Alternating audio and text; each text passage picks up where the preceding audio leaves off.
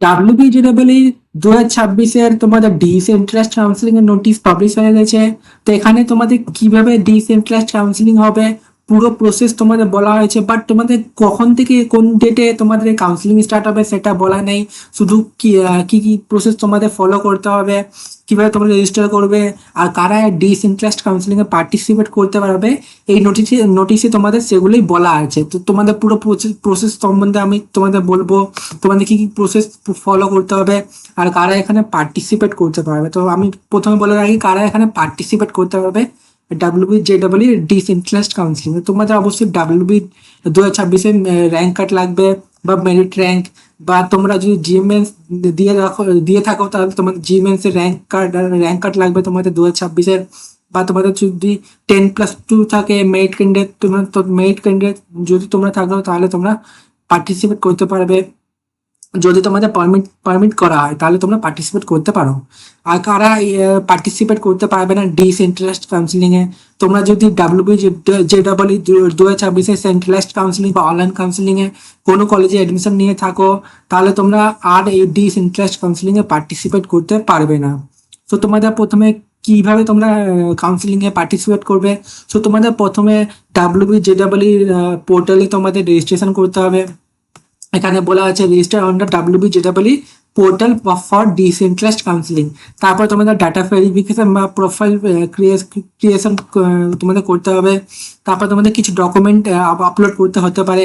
তো সেগুলো কি কি ডকুমেন্ট লাগতে পারে তোমাদের, তো তোমাদের অ্যাডমিট কার্ড বা র্যাঙ্ক কার্ড লাগতে পারে, ক্লাস 10-12 মার্কশিট লাগতে পারে, ডোমিসাইল লাগতে পারে, ক্যাটেগরি সার্টিফিকেট লাগতে পারে, PWD সার্টিফিকেট লাগতে পারে। আর তোমরা যদি OBC SC ST ও EWS হও তাহলে তোমার সার্টিফিকেট লাগবে। তারপরে তোমাদের বলা হয়েছে এখন যেহেতু শুধু নোটিশ পাবলিশ করা হয়েছে, কি কি ডকুমেন্ট লাগবে সেগুলো ক্লিয়ারলি বলা নেই। যখন কাউন্সিলিং তোমাদের স্টার্ট হবে তখনই বোঝা যাবে তোমাদের কি কি ডকুমেন্ট লাগতে পারে, তোমাদের আপলোড করতে হতে পারে, সেগুলি তোমাদের বললাম। তারপর তোমাদের চয়েস ফিলিং করতে হবে, কোন কলেজে তোমাদের কিরকম সিট আছে তোমরা অবশ্যই তোমাদের পোর্টালে দেখতে পারবে, সেই হিসাবে তোমাদের চয়েস ফিলিং করতে হবে। তারপরে তোমাদের চয়েস তোমরা তোমাদের একটা টাইম দেওয়া থাকে, সেই টাইমের মধ্যে তোমরা চয়েস মডিফাই অ্যাড বা ডিলিট করতে পারো। তোমাদের চয়েস একটা টাইমের মধ্যে তোমাদের চয়েস ফিলিং করতে হবে, কোন কলেজে তোমরা অ্যাডমিশন নিতে চাও সেটা তোমাদের অবশ্যই চয়েস ফিলিং এর মাধ্যমে করতে হবে। তারপর তোমাদের টাইমের চয়েস লকিং হবে। তারপর তোমাদের যেগুলো চয়েস করেছো তোমরা যে কলেজে এডমিশন নিতে চাও সেগুলো তোমাদের লক করতে হবে। এখানে বলা হয়েছে তোমরা যদি একবার কলেজ লক করে দাও বা চয়েস লক করে দাও তাহলে তোমরা আর সেটা চেঞ্জ করতে পারবে না। তারপরে তোমাদের সিট অ্যালটমেন্ট হবে একটা ডেটে। এখানে বলা হয়েছে সিট অ্যালটমেন্টটা তোমাদের অটোমেটিক্যালি হবে তোমাদের মেরিট চয়েস এবং ক্যাটেগরির উপরে। তারপরে তোমরা যদি কোনো কলেজে সিট পাও তাহলে তোমাদের আহ, তোমাদের তো একটা সিট অ্যাকসেপ্টেন্স ফি পে করতে হবে, সেটা হচ্ছে তোমাদের 2,000 টাকা পে করতে হবে।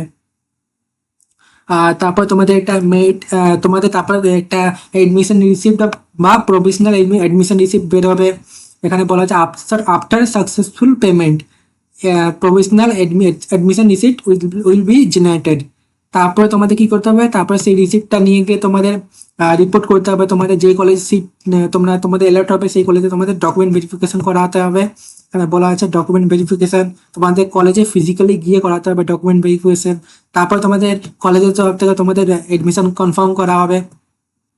তারপরে তো কোনো কলেজে যদি সিট বাকি থাকে সেগুলো পোর্টালে আপডেট করা হবে প্রত্যেকটা তোমাদের ডিসেন্ট্রালাইজড ফেসের পরে বা ডিসেন্ট্রালাইজড তোমাদের কোন কয়টা ফেস হচ্ছে সেই প্রত্যেকটা ফেসের পরে তোমাদের সিট আপডেট করা হবে। তোমরা WBJEE পোর্টালে দেখতে পারবে কোন কলেজে কিরকম সিট আছে প্রত্যেকটা যখনই তোমাদের ফেস তোমাদের ডিসেন্ট্রালাইজড শেষ হবে। তারপর তো তোমাদের যদি কোনো ফেজের পরে আরো সিট ভ্যাকেন্ট থাকে সেগুলোর উপর আবার তো আমাদের কাউন্সিলিং হবে। এই পুরো প্রসেসটা আবার রিপিট হবে তোমাদের। আর তোমাদের আউটকাম কি কি থাকতে পারে প্রত্যেকটা ফেজের পরে, তো তোমরা যদি সিট পাও তাহলে তোমাদের প্রসেস কমপ্লিট হয়ে যেতে পারে, বা তোমরা যদি কোনো কলেজে অ্যাডমিশন না নিতে চাও তাহলে তোমরা আপগ্রেড করতে পারো। আর তোমাদের যদি কোনো কলেজে শেষ অবধি কোনো ফেজে যদি কলেজ এলট না হয় তাহলে তোমাদের আর কিছু করার নেই। আর তোমরা যদি কোনো ফেজে যদি তোমরা কাউন্সিলিং উইথড্র করতে চাও তাহলে তোমরা করতে পারো। আর বা কোনো স্টেপে বা কোনো তোমাদের যদি ফেজে তোমাদের ডকুমেন্টে কিছু ভুল হয় তাহলে তোমাদের অ্যাডমিশন ক্যান্সেলও হয়ে যেতে পারে। তো এটাই ছিল তোমাদের পুরো প্রসেস ডিসইন্টারেস্ট কাউন্সিলিংয়ে তোমাদের কিছু ইম্পর্টেন্ট নোটস যেগুলো তোমাদের কাউন্সিলিং শিডিউল অবশ্যই তোমাদের ফলো করতে হবে স্ট্রিক্টলি। তারপর তোমাদের সিট অ্যাকসেপ্টেন্স ফি যেটা আছে সেটা নন রিফান্ডেবল। তোমাদের অবশ্যই ডকুমেন্ট ভেরিফিকেশন ভালো করে করাতে হবে এবং আপলোড করতে হবে সেগুলো। তোমাদের বলা যাচ্ছে নো মাল্টিপল এডমিশন তোমাদের এলাও নেই। তারপরে তোমাদের অরিজিনাল ডকুমেন্টও লাগবে তোমাদের ডকুমেন্ট ভেরিফিকেশন সময়। তো কি কি কারণে তোমাদের সিট ভ্যাকেন্ট থাকতে পারে? কোনো স্টুডেন্ট যদি payment seat acceptance fee payment না করে তাহলে তোমাদের সেই কারণে সিট সেটা থাকতে পারে। বা কোনো স্টুডেন্ট যদি কোনো কলেজে সিট পাওয়ার পরে রিপোর্ট না করলো সেই কারণে তোমাদের সিট ভ্যাকেন্ট থাকতে পারে। তো কোনো স্টুডেন্ট ডকুমেন্টে কিছু ভুল আছে সেই কারণে তোমাদের সিট থাকতে পারে। যদি কোনো স্টুডেন্ট নিজে ইচ্ছা মতো সিট উইথড্রল করে নেয় তাহলে তোমাদের সিট প্রত্যেকটা ফেজের পরে থাকতে পারে। তো যত অবধি তোমাদের প্রত্যেকটা ফেজ মানে যত অবধি তোমাদের সিট বেঁচে থাকবে প্রত্যেকটা কলেজে তত অবধি তোমাদের এই ডিসেন্ট্রাস্ট কাউন্সিলিং চলবে। যত অবধি তোমাদের সিট শেষ হচ্ছে না সেই হিসাবে তোমাদের সিট ডিসেন্ট্রাস্ট কাউন্সিলিং হবে। তো এটাই ছিল তোমাদের পুরো প্রসেস। থ্যাংক ইউ আমার ভিডিও দেখার জন্য।